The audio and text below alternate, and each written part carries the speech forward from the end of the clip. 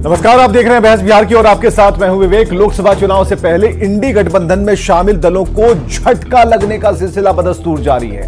अब मंगलवार को कांग्रेस के 2 और आरजेडी का एमएलए, एक एमएलए बीजेपी में शामिल हो गया। अब एनडीए की नई सरकार के फ्लोर टेस्ट के पहले आरजेडी नेता बार बार खेला बाकी है ये कह रहे थे, लेकिन कांग्रेस और आरजेडी के साथ ही खेला हो गया। अब बीजेपी के प्रदेश अध्यक्ष सम्राट चौधरी, उनके साथ तीनों विधायक भगवा पट्टा लगाकर विधानसभा पहुंचे और अब सियासत तेज है इस बात को लेकर। सबसे पहले एक छोटी सी रिपोर्ट आपको दिखाते हैं, बात की बात आगे करेंगे। मंगलवार को बिहार की सियासत में अचानक बड़ा खेला हो गया। ये बड़ा खेला हुआ है उन पार्टियों के साथ जो विधानसभा में फ्लोर टेस्ट से पहले बार बार खेला होगा के दावे करते थे। जी, बात महागठबंधन की हो रही है। सरकार से बाहर होने के बाद तेजस्वी यात्रा पर है। इधर उनके गठबंधन के 3 विधायक टूटकर बीजेपी में शामिल हो गए। सम्राट चौधरी के साथ आरजेडी विधायक संगीता देवी, साथ में कांग्रेस विधायक मुरारी गौतम और सिद्धार्थ सौरभ भगवा पट्टा पहनकर विधानसभा पहुंचे। निर्णय जो भी है, सार्थक निर्णय जो होता है उसको लेने में देर नहीं करनी चाहिए और हम लोगों ने सार्थक निर्णय लिया है, देश हित में, प्रदेश हित में। आरजेडी और कांग्रेस में हुई टूट के बाद बिहार में सियासी वॉर पलटवार का दौर तेज हो गया है। लेकिन पहले आप आरजेडी और कांग्रेस से टूटे तीनों विधायकों को जान लीजिए। संगीता देवी मोहनिया से विधायक हैं। 2020 में पहली बार आरजेडी के टिकट पर चुनाव जीती। 8 साल पहले राजनीति में आई और आरजेडी महिला प्रकोष्ठ की अध्यक्ष रह चुकी हैं।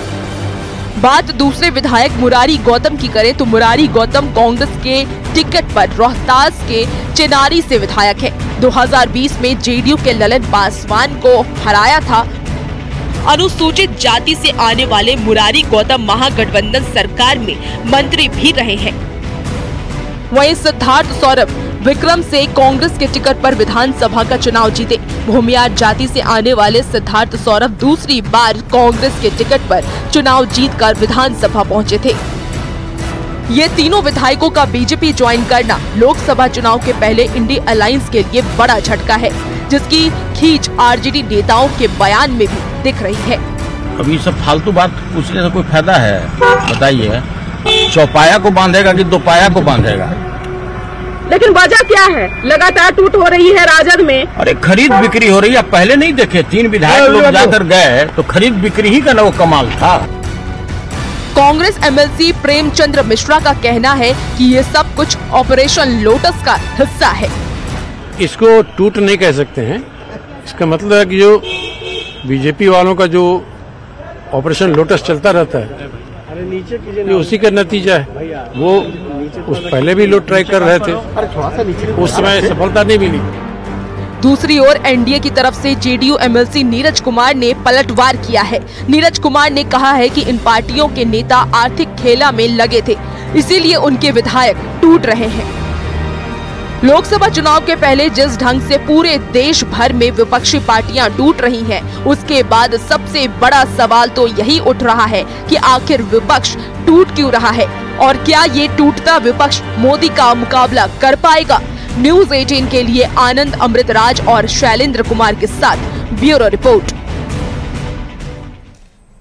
सवाल है कि टूट क्यों रहा है और क्रॉस वोटिंग को लेकर भी पूरे देश से खबर है। उत्तर प्रदेश की बात करें, हिमाचल की बात करें, हो क्या गया है भाई?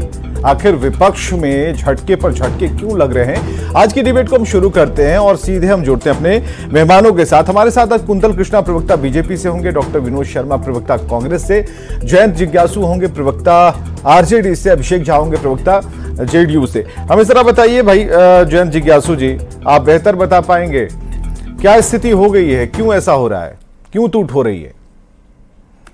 देखिए, बिहार में कर्पूरी जी और लालू जी के बाद तीसरे बड़े जन नेता का उदय हो चुका है और जन विश्वास यात्रा में जो हर इलाके बिहार के हैं वहां माने सैलाब उमड़ रहा है। उस घबराहट में कुछ लोग अपने चिर परिचित कार्यशैली का परिचय दे रहे हैं। और आप विधायक की बात कह रहे हैं विवेक जी, यहाँ तो बिहार में मुख्यमंत्री को खरीद लिया गया है। तो विधायकों की नीलामी और बोली लगाना कौन बड़ी बात है। गाय, माल, भैंस, बकरी, घोड़ा, गधा की तरह तो ये खरीद फरोख्त करने में माहिर लोग हैं, उस्ताद लोग हैं।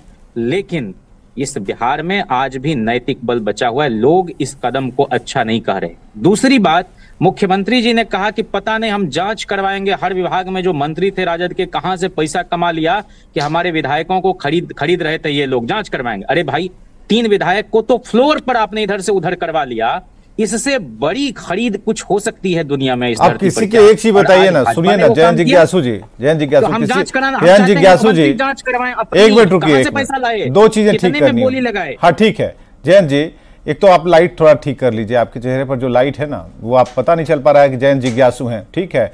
तो एक तो वो लाइट ठीक अगर हो जाएगी तो, और दूसरी बात ये कि किसी के नाक से दूध गिर रहा है क्या? कोई बच्चा है क्या जो कि आपने इधर से उधर बुला लिया, ऐसे से आवा बउआ इधर आवा इन्हें बैठ जा, ऐसा होता है क्या भाई? अगर कोई कृषि से प्रेरित हो गया, अगर किसी को लगता है कि नहीं यहाँ नहीं वहां ठीक है, ऐसी चीजें हुई होंगी ना, इसको ठीक डायरेक्ट तरीके से खरीद फरोख्त पर, खरीद बिक्री पर क्यों लाकर खड़ा कर दे रहे हैं? नहीं मन है वो चले गए उधर, लेकिन कोई बच्चा तो नहीं है भाई, विधायक हैं, नेतृत्व करते एक बड़ी आबादी का, तो ऐसी स्थिति में ये बयान कहां तक सही है आपको? नहीं, हम तो ये कह रहे हैं कि मुख्यमंत्री जी ने भी कहा था एनडीए से बाहर निकलने के बाद नंदकिशोर जी के एक जवाब में कि हम भावना से कोई काम नहीं करते। ठीक बात है, उनका उपनाम भी है मुन्ना जी। तो मुन्ना जी लोगों को कितना बचपने में ले जाते हैं जज्बात को उभार के, और मोदी जी तो इस मामले में भावना की ही खेती करते हैं। हम नहीं जाते, किसका मन कहाँ लग रहा है नहीं लग रहा है ये बहुत दूसरी बात है। मैं आपको एक संवैधानिक मर्यादा की बात कह रहा हूं, और नियम का हवाला, नियमन के विरुद्ध जाकर स्पीकर तो काम नहीं करेंगे। कहीं आपने देखा है कि किसी पार्टी के सिंबल पर आप चुनाव जीत कर आए, पार्टी से इस्तीफा आपका नहीं है, और आपको अलग से दूसरे खेमे में बैठने की व्यवस्था कैसे दी जा सकती है? सवाल तो इस पर है। और यह विवेक उनका काम करे, जो भी विधानसभा की संचालन की नियमावली है उसके हिसाब से काम हो, हम तो ये चाहते हैं। लेकिन ऐसे लोगों को जनता माफ नहीं करेगी, ये दोबारा चुन के आने वाले नहीं है। आप संगीता कुमार की बात जो कह रहे हैं, अभी राहुल गांधी जी की न्याय यात्रा थी, उसमें वो क्या लंबा चौड़ा भाषण कर रही थी, अभी हाउस में कर रही थी। उनको आने के साथ महिला विंग का जिलाध्यक्ष बना दिया, बहुत कम समय में टिकट दे दिया, जितवा दिया। अब कुछ लोग अपने ईमान को बेच दे तो उसके लिए हम लोग जिम्मेदार नहीं, लेकिन इस बात को गांठ बांध ले भाजपा के लोग। और खास करके मैं माननीय स्पीकर साहब को इस चैनल के माध्यम से आग्रह करना चाहता हूं कि वो अपने सदविवेक का प्रयोग करके बिहार विधानसभा में कोई ऐसा प्रेसिडेंस नहीं सेट होने दें, बाद में तो कोई भी किधर भी चला जाएगा। अरे पार्टी बदलने के लिए भी 2/3 चाहिए नंबर, वो तो है नहीं, इक्का कोई भी कहीं जाके बैठ जाएगा। ये बहुत ही गलत हो रहा है, ये लोकतंत्र की मूल अवधारणा के खिलाफ जा रहा है, काम हो रहा है। तो हम आज आपसे यही कह रहे हैं विवेक जी कि हमारा लगभग बिहार का दौरा हो चुका। 2 दिन में तेजस्वी जी की जन विश्वास यात्रा, हम लोग बचपन में देखते थे कि पढ़ते ढेले ढेले कूदते फांदते भागते थे हेलीकॉप्टर देख के लालू जी के। अभी हम लोग थे पूर्णिया में, महिलाएं गोद में बच्चा लिए खेत में काम कर रही हैं। ये क्या विश्वास है कि वो एक कतारबद्ध होके दौड़ते हुए आ रहे हैं। ठीक है, आप कह रहे हैं कि टूट नहीं रहा है, बल्कि जो लोग हैं उनकी आत्माएं आपके साथ जुट रही हैं, लेकिन ताकत जो सदन में जो ताकत होनी चाहिए, टूट वहां दिखती है, मेजोरिटी वहीं दिखनी चाहिए। डॉक्टर विनोद शर्मा हमारे साथ, प्रवक्ता कांग्रेस से हैं। डॉक्टर विनोद शर्मा जी, विपक्ष टूट रहा है, एक एक कर लोग जा रहे हैं, क्रॉस वोटिंग हो रही है, अब इसका मतलब क्या है? कांग्रेस क्या देख रही है और क्या इंतजार करी, किस बात का इंतजार कर रही है? विवेक जी, आपको पहले बधाई देते हैं कि आप जैसा चैनल कम है जो सच्चाई को दिखाता है। बहुत अच्छा लग रहा है कि आप सारी बातों को रखवा रहे हैं। आज सर्वे आया है कि मीडिया 180 देशों के समूह में आज भारत का मीडिया का गिरावट 167वें देश में है। समझिए, उसमें आप इतनी अच्छी तर्क करा रहे हैं, बहुत अच्छी बात है। लेकिन ये सच्चाई है कि लोटस दहशत में है, उसका एक परिणाम है। नरेंद्र मोदी जी को अपने कार्यकर्ताओं पर भरोसा नहीं है, अपने आप पर भरोसा नहीं है। वो गठबंधन दल के साथियों को ले जाकर चुनाव लड़ाना चाहते हैं, उन्हें ऑफर दे रहे हैं। मुरारी गौतम ने 10 दिन पहले कहा है हमारे अध्यक्ष को कि हमें 10 करोड़ का ऑफर है, लोकसभा की टिकट में जा रहा हूं। अध्यक्ष कहे कि बांध के नहीं रख सकता, पैर चौपाया नहीं आपकी बांधा जाएगा। और सच्चाई सारी बातें हो रही है, खुलेआम है और दहशत में है। अभी ले गए हैं मुरारी गौतम को, वहां काम कर रहे हैं शिवेश राम जी, मुनीराम राज जी के बेटे हैं, बहुत अच्छे हैं, लोकप्रिय हैं, उनका क्या हाल होगा। विक्रम में अतुल काम कर रहा है, मेरा छोटा भाई अनिल काम कर रहे हैं, उनका क्या होगा। तो भाजपा के कार्यकर्ताओं का कत्लेआम हो रहा है, अपने कार्यकर्ताओं पर विश्वास नहीं है। नरेंद्र मोदी जी की आत्मा हिल चुकी है कि जान रहे कि हार रहे पूरे देश में। इंडिया गठबंधन एक है, तेजस्वी यादव के प्रभाव से वो पूरी तरह से विचलित हो गए हैं। जो जनसैलाब बिहार में उमड़ रहा है तेजस्वी यादव की सभाओं में, इंडिया गठबंधन की सभाओं में, भाजपा दहशत में आ गई है, सत्ते में आ गई है, पूरे देश में सत्ते में है, सत्ता जानी है। तो बचाने के लिए तरह तरह के हथकंडे अपना रहे हैं। सुबह शाम खोलिए टीवी पर नरेंद्र मोदी जी अपना प्रचार खुद कर रहे हैं कि मैं अगला प्रधानमंत्री। ऐसा देखा है क्या देश ने? ऐसा प्रधानमंत्री पहली बार जो एक अपने को बहरूपिया के रूप में पेश कर रहा है, पूरे विश्व में अपनी हंसी उड़ा रहा है। आज लोकतंत्र के पैमाने पर भारत कहां खड़ा है? 179 देशों में 90वां स्थान पर भारत आ गया है। लोकतंत्र की मजाक उड़ रही है भारत में कि लोकतंत्र है ही नहीं, तो उसके बारे में क्या कहा जाए। तो ये निश्चित रूप से लोटस दहशत में आ गया है। नहीं तो ये पॉलिटिकल पलायन हो क्यों रहा? आप इसे समझ पा रहे हैं? ये पॉलिटिकल पलायन क्यों? ठीक है, अगर इतने ही नहीं ठीक है, इतने ही जनता के प्रिय, आप लोग के लोकप्रिय नेता हैं, आपकी नीतियां इतनी ही अच्छी हैं, तो आपको छोड़ के जाने का तो फिर सवाल नहीं है। अरे भाई लोभी के राज में ठग के राज में लोभी मरता है क्या? और कितने लोभी? आप ये तो बताइए, और कितने लोभी? दो टिकट के लिए नहीं, और कितने लोभी? कोई अंतर नहीं पड़। हमारे वोटर्स नहीं जा रहे हैं, इनकी औकात नहीं कि 100 वोट लावे।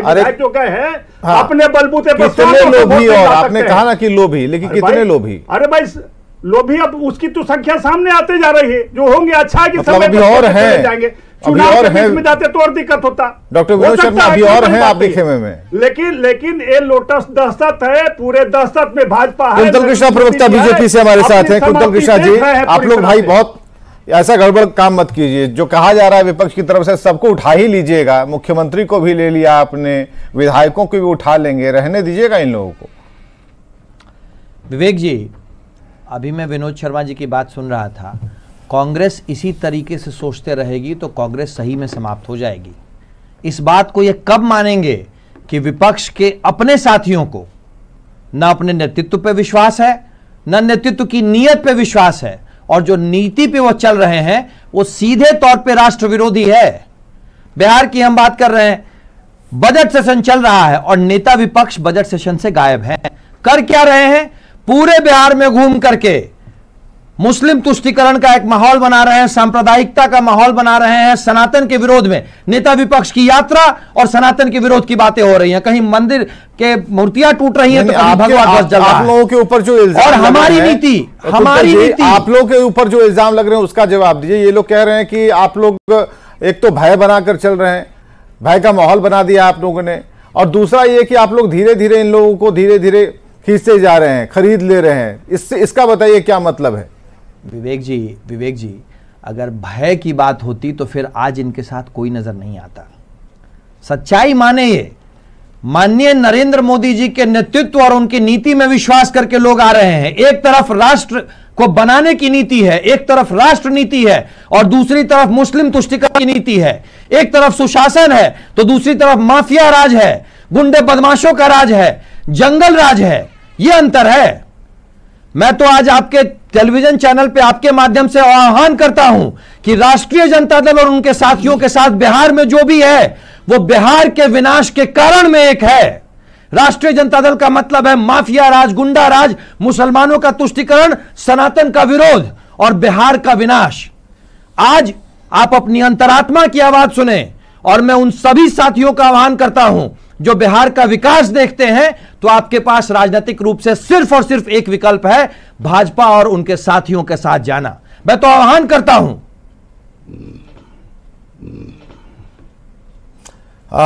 बिल्कुल, ये आप जरूर कह रहे हैं, लेकिन इतना जरूर है कि आप भी पहले कांग्रेस में थे, उसके बाद आप बीजेपी में आए, तो क्या आपने वहां पर आपको मतलब क्या महसूस हुआ जिस वजह से आप बीजेपी में चले आए और बीजेपी की बुलंद आवाज बन के प्रवक्ता के तौर पर इस टीवी चैनल पर? ये मैं जानना भी चाहता हूं, और क्योंकि ये लोग भी पूछेंगे आपसे, तो क्या कमी क्या थी? पार्टी तो राष्ट्रीय पार्टी थी, दिक्कत क्या थी?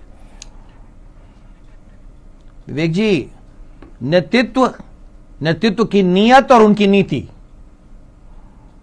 एक तरफ शुद्ध रूप से परिवारवाद, भ्रष्टाचार इनका पोषण था, सनातन का विरोध था, मुस्लिम तुष्टीकरण था। हम लोगों ने इस पे आवाज उठाई।